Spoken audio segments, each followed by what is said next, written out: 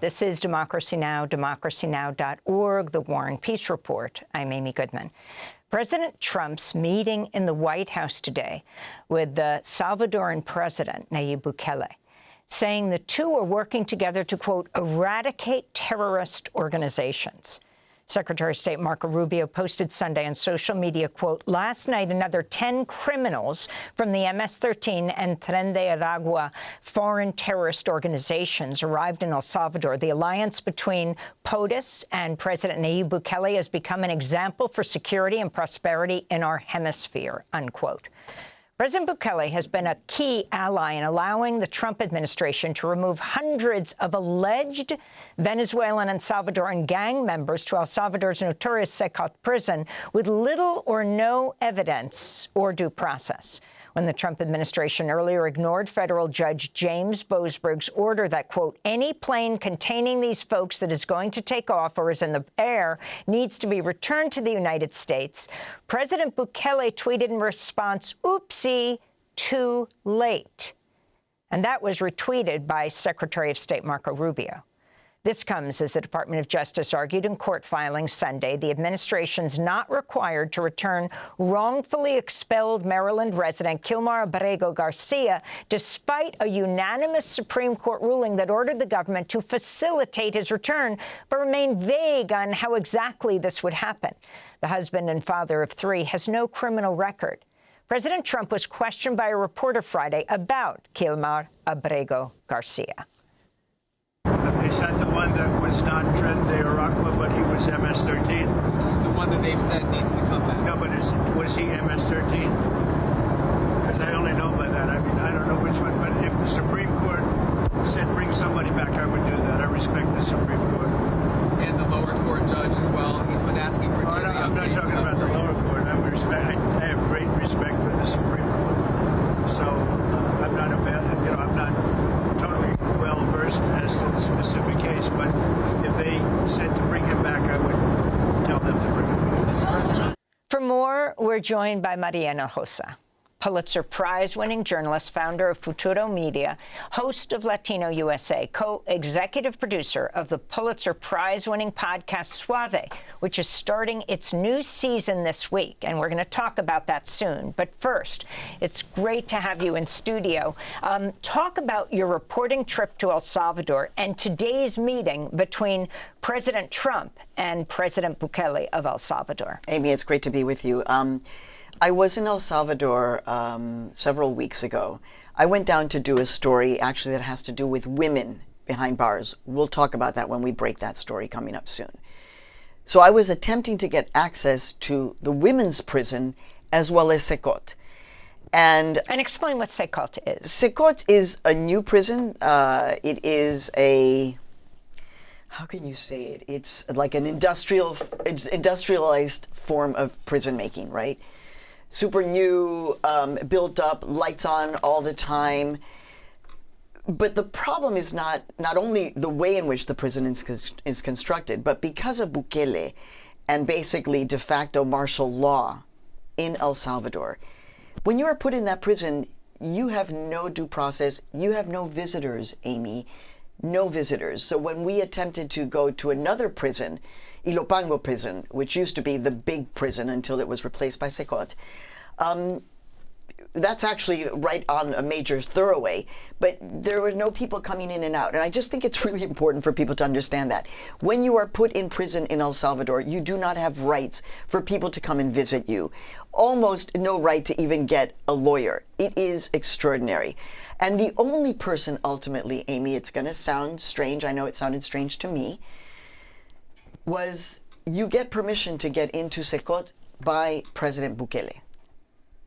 So that would basically be like President Trump having to give you access to any federal prison that you want to visit. It's an extraordinary hold on power that he controls who will be able to go into that prison. And any journalist who goes has these mixed feelings because they know that they are being used by the Bukele administration to put images out there that put fear in a lot of people. Let us be clear that the people who were first taken by the United States and sent to El Salvador, those people, the majority, are not criminals. They do not have a criminal record. So this is why it should be of concern to everybody, that these are just people who are, by the way, they're not being deported, Amy. Deported means you have gone through a legal process. You have seen a judge. You have been formally deported. These people were removed. It's another way of saying it, but they were removed. No due process, no seeing a judge. Then some people say, well, isn't that really that they were kidnapped and are now being held in El Salvador? And some people would go further and say, weren't they trafficked?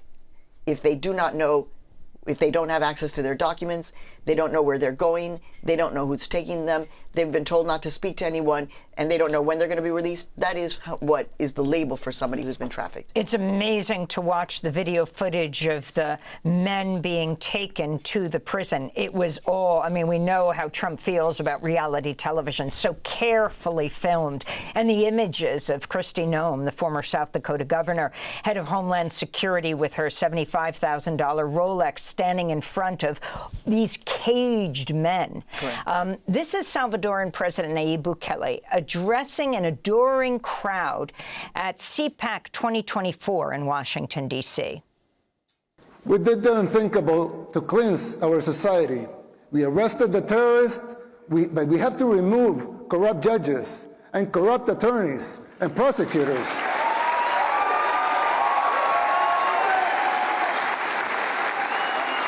These corrupt judges and prosecutors were setting the gang members free.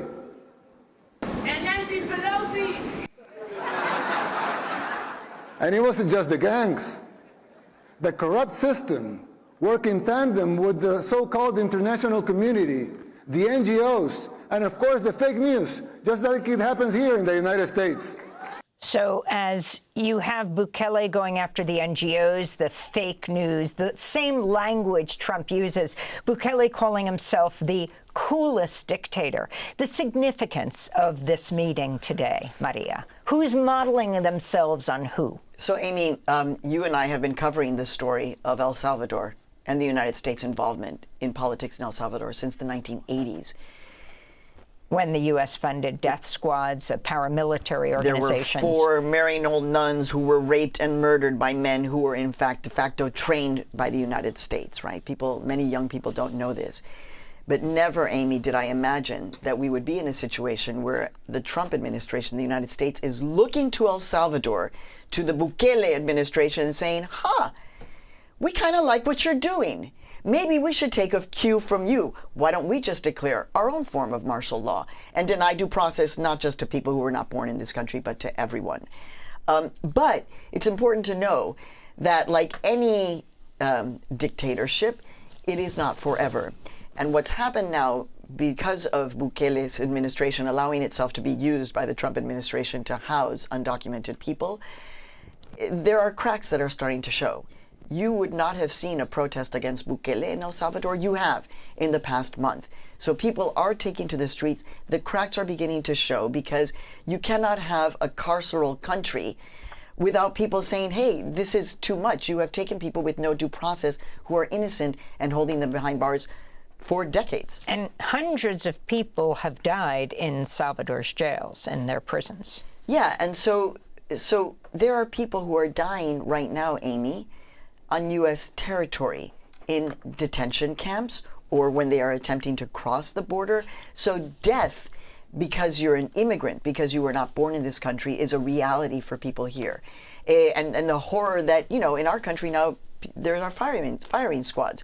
So it is very dystopian. I have to say, being in El Salvador where you only use dollars, it's El Salvador, but the only currency that is used is dollars. It's very strange. I do know how quarters are going to survive in the world. It's because people use quarters to buy pupusas in El Salvador. And it's just like you're using American dollars. Also, Bukele is a mastermind of public relations. He's attempting to change the entire country of El Salvador to a surf city. Go surfing. Just go surfing. The country of El Salvador is called Surf City. Basically, that is the new public relations, and he's selling this to American retirees to go and buy up land in El Salvador and make that their home of retirement. So when we see their men with their heads shaved, not having due process in the United States, most don't know most of the names of the hundreds of people who were sent, and this question of whether Kilmar will be released. You can't have a higher meeting than President Trump with Bukele today. The U.S. paying millions of dollars to imprison the refugees, if you will, those who are kidnapped. We'll see what happens. We'll follow this up tomorrow. But the effect it's having on immigrant communities in the United States, like Chicago, what, canceled its Cinco de Mayo celebration? Amy, that was, first of all, the fact that the United States government is resisting returning Kilmar should be of concern for every single one of us. For myself, not being born in this country, there's that heightened interest. But everyone should care about the fact that the United States is just taking people and removing them without any due process. When I read that Chicago, my hometown where I was raised, Southsider, that they are canceling the Cinco de Mayo celebration and parade. And what struck me was we don't have anything to celebrate.